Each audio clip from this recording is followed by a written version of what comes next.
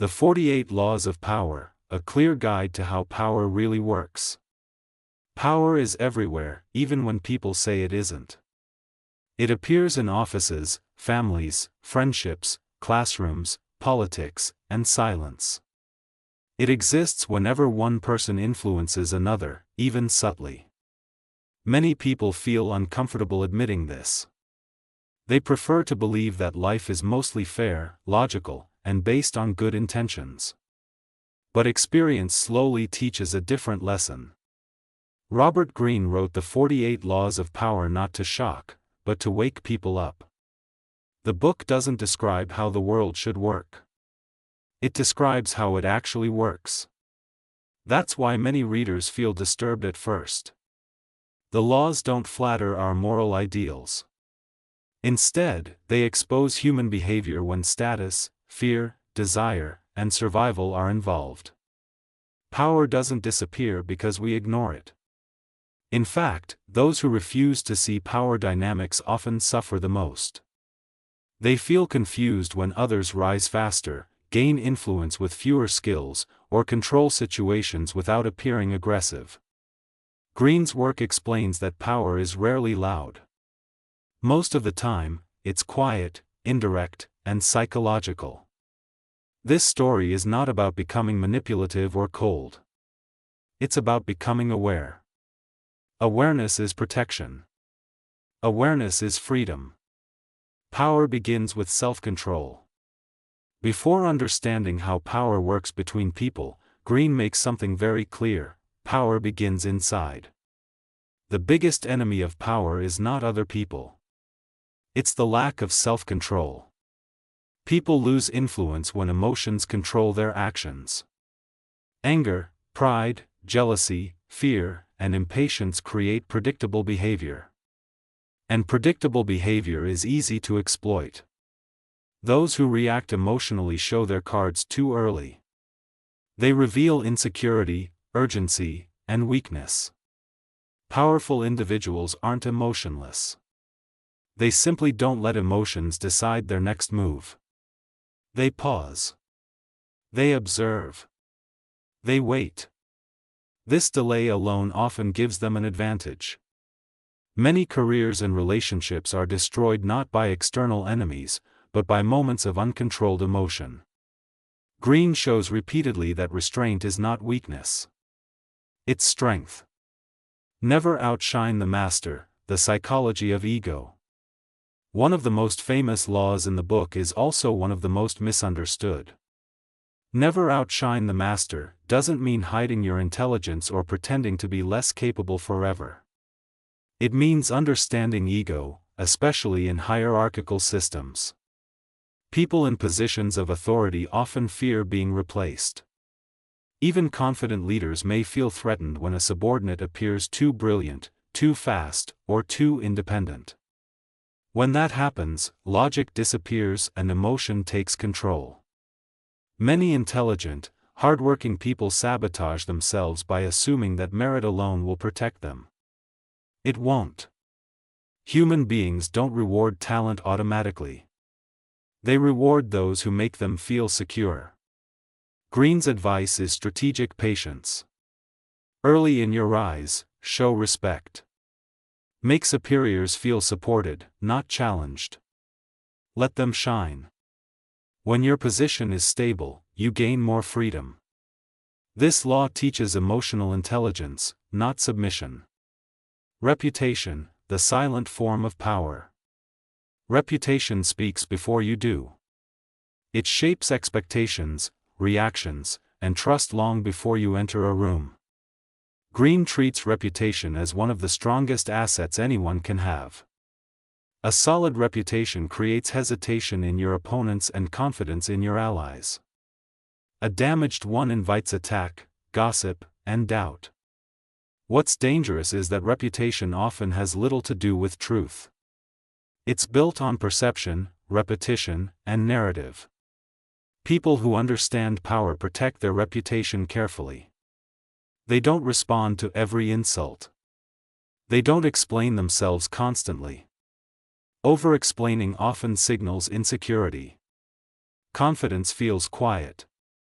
Silence, when used intentionally, can strengthen reputation. It forces others to guess, and they often guess wrong in your favor.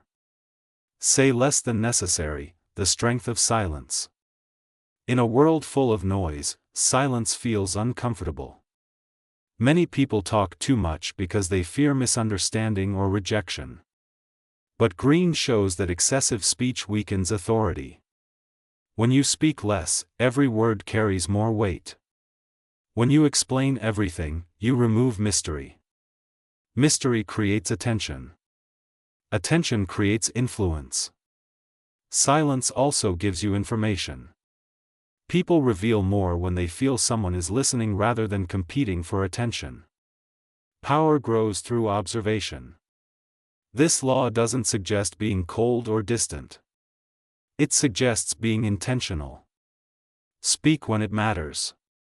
Pause when it doesn't. Power is a game of appearances.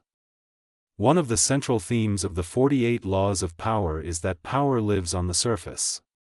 It reacts to symbols, confidence, posture, tone, and image more than inner truth. People don't have access to your intentions. They only see behavior. That's why appearances matter. Looking calm under pressure often matters more than feeling calm. Appearing prepared matters more than actually having every answer. This doesn't mean living a lie. It means understanding that humans judge first and analyze later. Power-aware individuals manage impressions without becoming fake. Ignoring appearances doesn't make you authentic. It makes you vulnerable. Avoid the unhappy and the unlucky. Emotional environments shape outcomes more than most people realize.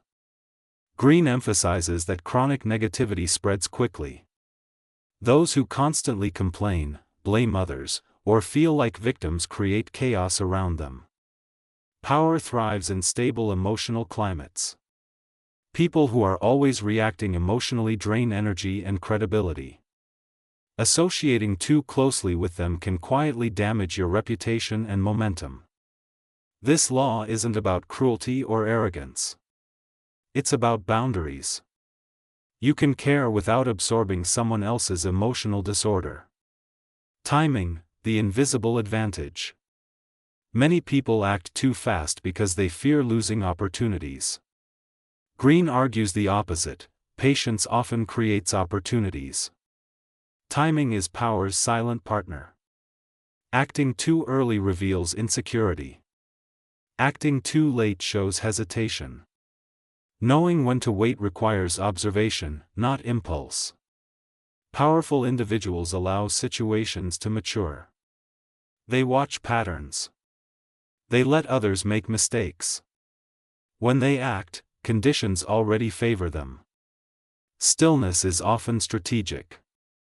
Win through actions, not arguments. Arguments create resistance. Demonstration creates belief. Green repeatedly shows that trying to convince people verbally often backfires when power is involved. When people see results, debates end. When they don't, explanations sound defensive. Power prefers proof over persuasion. This is why strong actions silence critics more effectively than words ever could. Know who you're dealing with. Not everyone responds to the same approach. Green warns against using a single strategy with everyone. Power-aware individuals adapt. Some people respond to respect. Others respond to incentives. Others respond only to pressure. Treating everyone the same feels fair, but it's ineffective. Observation comes before action. Those who rush to apply strategy without understanding personality often fail. Dependence is weakness. One of the quiet dangers Green highlights is overdependence. When your success relies entirely on one person, one institution, or one role, you lose leverage. Independence creates power, even if it's subtle. Knowing you can walk away changes how others treat you. Power respects options. This doesn't mean isolation. It means balance. Power and emotional discipline. Again and again, Green returns to emotional control. Pride, anger, and impatience destroy more power than enemies ever could. Those who rise long-term learn to absorb insults without reacting. They delay gratification. They don't rush to prove themselves. Power rewards calm. Create presence, not constant visibility. Being everywhere all the time reduces value. Green shows that strategic absence creates demand. When people don't see you constantly, your presence gains weight. This law is especially relevant in the digital age. Constant posting, reacting, and explaining weakens authority. Presence should feel intentional, not desperate. Power has a cost. Green never pretends power is free.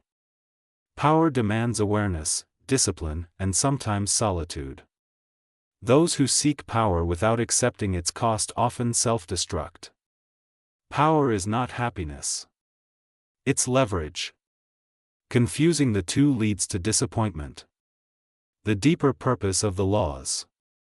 The true value of the 48 laws of power isn't manipulation. It's protection. Understanding power prevents surprise. It removes illusions. You don't have to apply every law. But knowing them helps you recognize patterns, anticipate behavior, and avoid naive mistakes. Power doesn't disappear when ignored. It simply controls you quietly. Power doesn't grow in isolation. It grows inside systems made of people, interests, fears, and alliances. As Green continues to unfold the logic behind power, one idea becomes very clear: most conflicts are not direct. They're indirect, delayed, and psychological. People rarely attack openly. They position themselves, wait, and let circumstances do the work. Those who don't understand this often feel confused. They think power struggles look like arguments or confrontations. In reality, they look like silence, timing, alliances, and subtle shifts in perception. Guard yourself against hidden enemies. One of the most dangerous illusions is believing that enemies always look hostile. Green explains that open enemies are often less dangerous than hidden ones. When someone shows dislike clearly, you can prepare. You can adjust. You can defend yourself. But hidden enemies smile. They agree. They support you publicly while quietly undermining you. They don't attack your ideas directly. They question your reliability, your intentions, or your competence when you're not present. This is why Green insists on observation. Power-aware people don't rush to trust. They don't assume loyalty simply because someone is friendly. They watch behavior over time. They notice inconsistencies between words and actions. Trust is not given. It's earned slowly. Crush or neutralize completely. This law is often misunderstood and feared. Crush your enemy totally doesn't always mean destruction. It means resolution. Leaving conflicts half-finished creates long-term instability. When someone feels humiliated but not defeated, resentment grows. Resentment waits. And when the opportunity appears, it strikes harder. Power prefers closure. Either transform the relationship or remove the threat. Half measures create future danger. This doesn't mean cruelty. It means clarity. Learn to use absence strategically. Earlier, Green talks about presence. Now he deepens the idea. Absence doesn't mean disappearance. It means controlled visibility. When you're always available, people stop valuing your time. When you step back strategically, interest grows. Curiosity increases. Respect often follows. Absence creates psychological space. That space allows others to feel your value. In power dynamics, scarcity often creates desire. Control the options. One of the most elegant expressions of power is giving people choices that all benefit you. Green explains that people feel free when they choose, even if the choices are limited. When someone believes they're deciding, resistance drops. When they feel forced, they push back. Powerful negotiators don't demand. They design options. This law appears everywhere, in leadership, parenting, business, and politics. The structure matters more than the argument. Play to people's self-interest. People like to believe they act based on morality, logic, or fairness. Green doesn't deny these exist, but he shows that self-interest usually wins. Appeals to generosity or duty are weaker than appeals to benefit. Power-aware individuals understand this and frame requests accordingly. This doesn't make people selfish villains. It makes them human. Ignoring self-interest leads to disappointment. Understanding it creates influence. Avoid stepping into another person's drama. Green warns strongly against emotional traps. Some people thrive on conflict. They pull others into arguments, crises, and chaos. When you react emotionally, you're no longer controlling the situation. You're participating in someone else's script. Powerful individuals step back. They don't rush to fix every problem or defend every accusation. Distance restores clarity. Not every fight deserves your energy. Recreate yourself when necessary. One of Green's most subtle lessons is about reinvention. Power fades when identity becomes rigid. Those who survive long-term adapt. This doesn't mean betraying your values. It means understanding that environments change. Skills lose relevance. Perceptions shift. Reinvention keeps others guessing. It prevents stagnation. It renews influence. Power resists predictability. Use boldness strategically. While patience is essential, Green also shows that bold action, at the right moment, can shock others into submission or admiration. Most people hesitate. They overthink. When someone acts decisively, confidence appears contagious. Boldness works because it disrupts expectations. It creates momentum. But it must be calculated, not impulsive. Power rewards courage when timing is right. Avoid becoming the scapegoat. When systems fail, blame spreads. Green explains that power-aware individuals avoid absorbing collective frustration. They don't take responsibility for failures they didn't create. They don't defend systems that are collapsing. They step aside before being associated with decline. Sometimes survival means knowing when to leave. Master emotional distance. As Green moves deeper into the psychology of power, he returns again to emotional distance. This doesn't mean coldness. It means not letting emotions cloud judgment. Attachment creates vulnerability. Over-identification creates blindness.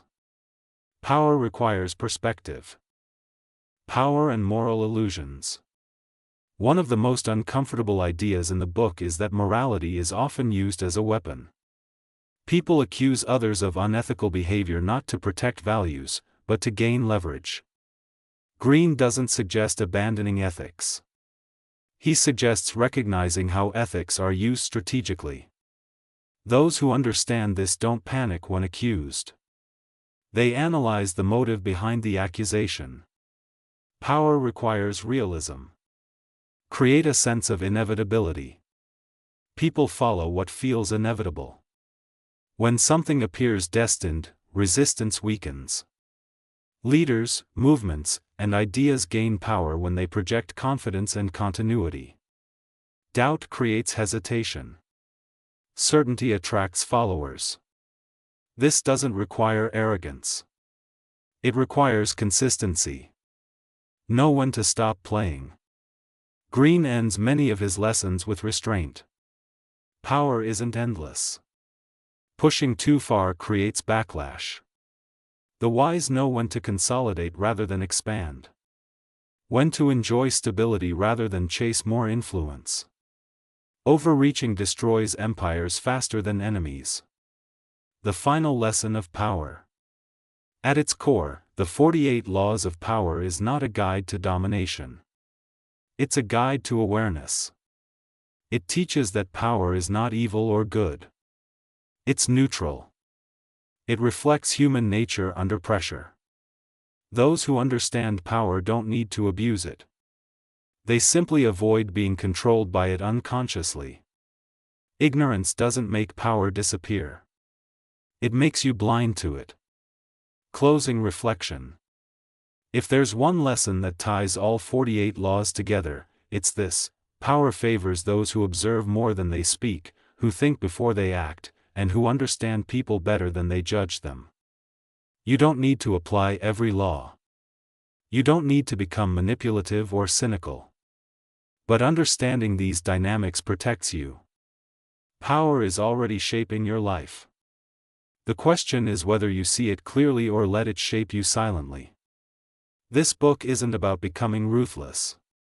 It's about becoming aware. If you understand power, you can choose when to engage and when to step back. You can protect your energy, your reputation, and your future. And most importantly, you stop being surprised by behavior that once confused you. Because once you see the game clearly, you're no longer just a piece on the board.